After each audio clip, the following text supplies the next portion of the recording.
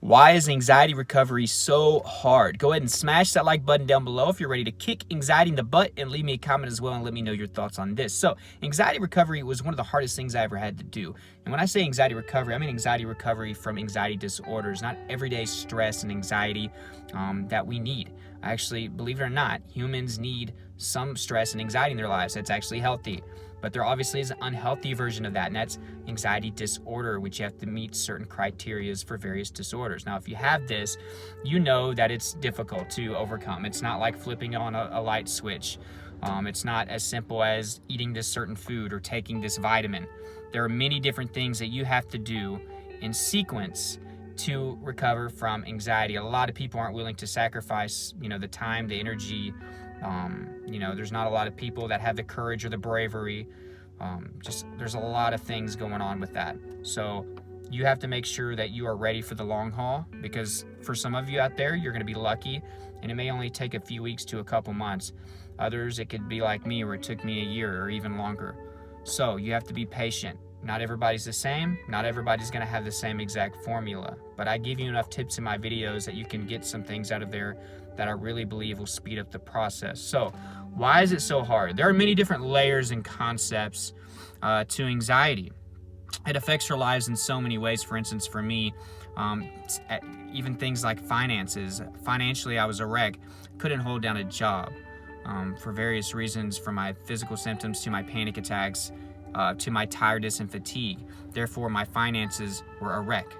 I was bouncing from place to place, couch hopping, living off of my girlfriend at the time. Which brings me to my next thing, relationships.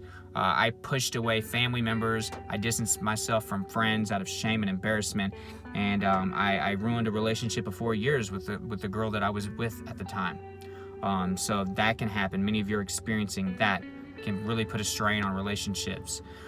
Physically, obviously, I had horrible physical pain from all of my symptoms. Emotionally, I was distressed and a wreck, even spiritually, and then I became really depressed. So it affected me in so many different areas, like it's affecting many of you, and it did this for years. So when you're in that deep, and you have fear, and you have anxiety anchored up here in your subconscious mind, it is not easy to just flip-flop your mind. You obviously have to rewire your brain, correct, right? Let me know if you're with me. We have to do this on a daily basis. A daily basis. Do not skip any days. You're in so deep in this thing, anxiety isn't taking any breaks. So you don't need to take any breaks either. And one of the reasons I think it is so hard to get out of this vicious cycle is that there's so many things working against you. For instance, with me, if I would even drink alcohol, I would have a horrible panic attack the next day. I had a horrible anxiety hangover, and this would be a vicious cycle. Then that would make me want to drink to not experience the panic attacks again or the symptoms, not even caring that the next day I'm going to go through the same exact thing. So this is just one aspect. That was just one vicious cycle. I had a couple other addictions like tobacco and binge eating and things like that. I was addicted to those things. It made everything much worse. It was a constant cycle. That's just one thing, one aspect. Some of you are not getting any sleep, insomnia, tiredness, fatigue. That can make you lose jobs. When you lose jobs and you don't have money, you become even more stressed. That's a cycle. Also, if you're not getting enough sleep, your symptoms are going to be much worse the next day. Your anxiety is only going to get much, much worse because we need a certain amount of sleep every single night. And if you're anything like me, I wasn't getting 2 or 3 days worth of sleep. It's crazy. So that would happen. Relationships, if you don't have a support group and you're pushing people away and you don't have that communication or in-person communication, especially because I think many of us just stick to social media. We need in-person communication. It needs to be personal, especially if you have a relationship that's getting strained, like a girlfriend or boyfriend or husband or wife, and you're pushing that person away, or if you were like me and it ended up in a breakup. That's horrible as far as stress and anxiety. So that's another vicious cycle. That is why it's so hard to get out of this. Because if you're anything like me, it wasn't just a couple cycles there was many different cycles I had to break. Like eating. If I wasn't eating correct and not eating the right things, I would have horrible symptoms right after a meal, just from what I ate. Then I would eat for comfort to make that go away. That was a cycle. I'm telling you, there's tons of cycles that you have to break, and it's hard to do that, especially if you don't have a good plan in place, and many of you don't. Now, I tell you the tips down below in my description. Now, everybody's different. Some of you will need more of an emphasis on exercise. Some of you need more of an emphasis on diet. But if you're not playing around with it and seeing what you need to do and what works best for you, how are you expecting to get results?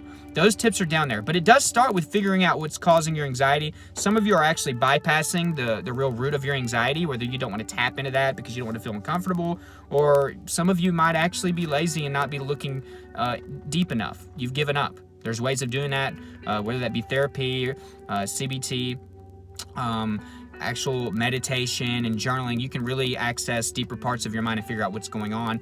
You can even simply ask around in your family. You'd be surprised on what things family or family friends can tell you about as far as trauma, what happened whenever you were a child. That's happened in many people's case. So just dig around and try to figure out what's going on with you and what's causing your anxiety. It's easier said than done, and I can't really tell you what your root cause is. But once you identify that, then you got to work on correcting it, figuring out how to get past that fear. A lot of our anxiety actually is rooted with fear, some type of fear. It was for me. I feared death, and I feared dying, and I feared that I had horrible health issues, and that was the root cause of mine. So so I had to identify that and then work on that. And then the lifestyle changes, the exercise. Some of you are refusing to exercise. And the thing is, and why it's so hard, is you have to do all of these things at once. You can't just diet for a week, and when that doesn't work, you just eat whatever you want, then exercise while you eat whatever you want. And then whenever the exercise isn't working, or you feel like the exercise stresses you out, then I'm going to eat right and meditate, but I'm not going to work out either. You have to do all of these things in sync at the same time while trying to remain positive. And that means you still have to do the journaling. You still have to do the meditation. You still have to eat right. You still need to make sure you're getting the right vitamins and nutrients, especially through your diet. You have to seek out help, professional help, if that's what you need. You have to quit your addictions. There's so many things you have to do at once. And many of you don't realize the sacrifice that you have to make. And unfortunately, a lot of you are going to be looking back 10 years from now and being like, man, I really should have done everything. You know, I should have tried all this a long time ago. I feel like 10 years have just passed. I wasted 5 years. Don't do the same thing that I did. It took me a year even doing all the right things. And it's raining here, by the way, if you can't hear it. But guys, I love you. Hopefully you got some value out of this video. Please subscribe if you haven't. Hit the notification bell so you get updates when I put these videos out. Leave me a comment down below. Let me know some more video ideas. I would really love to have some more topics to go over. Sometimes I run dry and I need some motivation. I need some material, some content to shoot out to you guys. And sometimes you guys have some of the best, answers for me.